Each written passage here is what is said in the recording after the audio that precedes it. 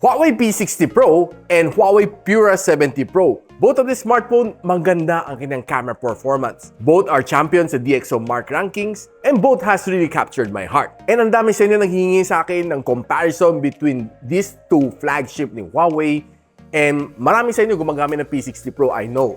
And should you upgrade nga ba dito sa Pura 70 Pro? Hindi ko ginamit ang Ultra para fair ang laban Pro sa Pro.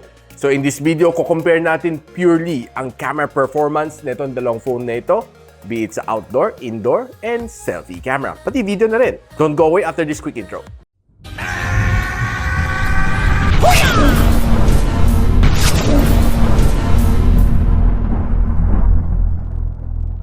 So guys, right now, pag-usapan na natin ang kanyang design. Now, makikita mo, there's slight improvement dito na makita mo sa Pura 70 versus the P60 Pro.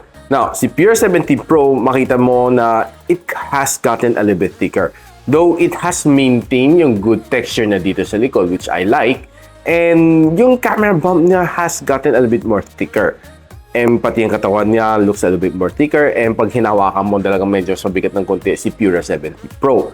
But on the feel ng glass, it seems to me na medyo a little bit more responsive konti si Pura 70 Pro as opposed kay P60 Pro based on daily usage. Now, honestly, both devices are good, but right now we'll be focusing on yung kanyang camera performance. But probably one thing na gusto ko i-share sa inyo is that yung kanyang improvement for me, which is quite big, is that pwede ka na mag-add ng eSIM dito sa Pura 70 Pro as opposed sa wala sa P60 Pro. Ang mapapansin nyo dito sa kanyang camera, na these are two totally different shots. Now, if you take a look dito sa P60 Pro, yung kanyang blue sky, it looks a little bit more bluish as opposed kay P70 Pro.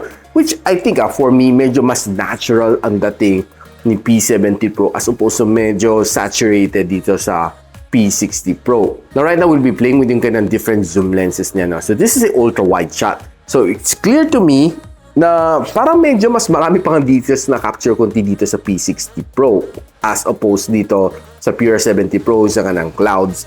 But overall, the shots are two totally different shots na medyo mas lighter ang shades sa P70 Pro as opposed kay P60 Pro.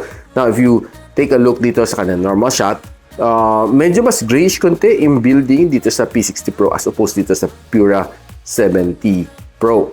Tinignan mo naman siya at 3.5 times zoom. Both of these shots, mapapansin nyo, kasi pinocus ko dito sa signboard na keep right.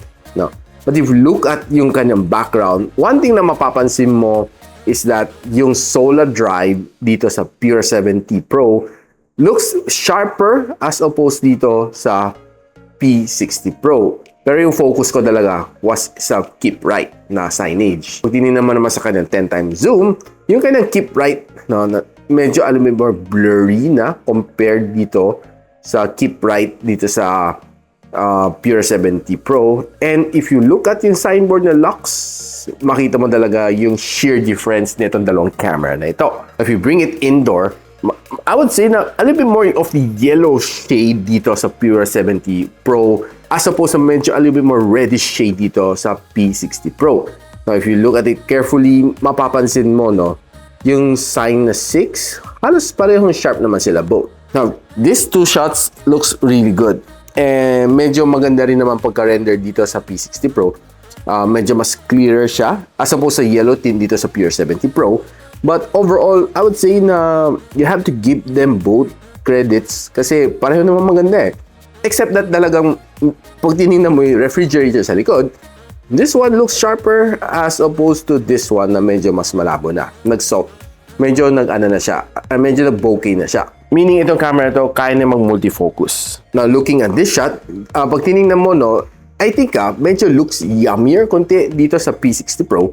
Kasi yung kanyang cream dito looks a little bit more parang melty and medyo parang mas masarap tingnan as opposed dito sa medyo yellowish. Na pag tinignan naman dito sa marshmallow, mukhang mas masarap kainin naman to sa P60 Pro as opposed dito sa parang sunog sa P70 Pro. But in actual, mas closer sa original colors itong nakikita mo sa Pura 70 Pro. As well as itong shot na ito, rather itong nasa P60 Pro, kung this is both the same as an advertisement, mas ma-attract ako definitely sa P60 Pro as opposed dito sa P70 Pro. But mas natural talaga kay Pura 70 Pro. Now if you look at both shot, pag tinignan mo, mukhang halos same lang naman sila. Pero yung kanang background blur magkaiba, medyo mas blurry dito sa P60 Pro as opposed dito sa Pura 70 Pro. Tinignan mo to sa kanyang dahon, no? You'll find more details dito sa Pura 70 Pro as opposed sa P60 Pro. Now, both of this shot looks good and talagang makita mo na medyo mas yellowish tint dito sa Pura 70 Pro. And on these two different shot, it looks like talagang di hamak na mas maganda tingnan, mas softer sa eye ito sa P60 Pro as opposed dito sa Pura 70 Pro. It looks a lot sharper, yes, true, pero parang ano lang mas friendly konti sa mata ko. Ito nakita mo sa P60 Pro. Equally said din dito sa shot na ito. Now, if you look at both this shot, I know na medyo gloomy ang weather nung kinuha ko tong shot na ito, but I think si P70 Pro was able to give it more meaning and more dramatic effect na parang, mukhang mas blue sky and white cloud dito sa Pura 70 Pro as opposed sa medyo gloomy na mukhang uulan dito sa P60 Pro. Now, let's talk a little bit more about selfies. Pag tinignan mo itong both shot, I would say na parehong good, no? But it looks to me na medyo mas namumutla ako dito sa P60 Pro as versus dito sa sa Pura 70 Pro, which looks a lot more sharper and lalo na yung color na aking damit. This one looks closer to the original color na dalagang suot ko. And pagdating naman sa indoor, equally said, medyo mas namumutla ako dito sa P60 Pro as opposed sa Pura 70 Pro. Both of this shot looks really nice, really sharp. Wala akong masasabi, no? Pero medyo mas yellowish tint din si Pura 70 Pro kahit sa front-facing camera. Now, this is two different shots. Makita mo na parang yellowish to. Ito mas reddish. So, that is the main difference itong dalawang camera. Itong si P60 Pro has a more reddish tint. Ito si Pura 70 Pro has a yellowish tint. Now, if you look at both of this video, mapapansin mo na parang medyo mas sharper talaga ang capture dito sa Pura 70 Pro as opposed to P60 Pro. And pareho naman silang stable, I would say. But I would have to give it to Pura 70 Pro to take the better selfie video overall. Now, both of this video, parehong very stable. Pero mapapansin mo, pag tinignan mo sa sahig, parang medyo mas sharper ang nakukuha ni Pura 70 Pro as opposed dito sa P60 Pro. So right now guys, i-compare na natin pati audio nitong dalawang phone na ito. One from the Pura 70 Pro and the other from the P60 Pro. Let's see kung which has the better audio. So right now guys, we're comparing the two front-facing camera of the Huawei P60 Pro and the Pura 70 Pro. So right now I'm recording using the Pura 70 Pro's default microphone. And this time switching over, this is the audio from the P60 Pro.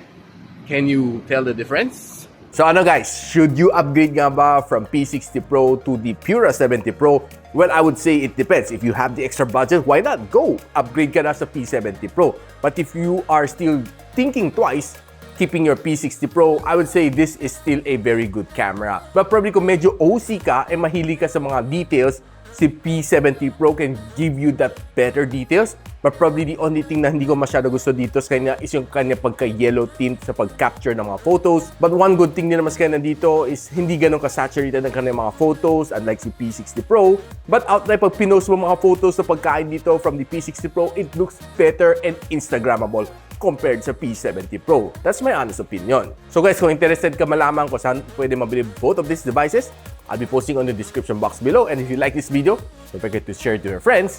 And a sub to this channel is definitely awesome. I'll see you in my next one.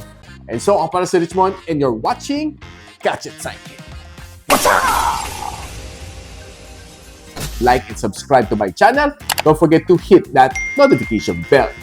For one of my latest uploads, click the dito.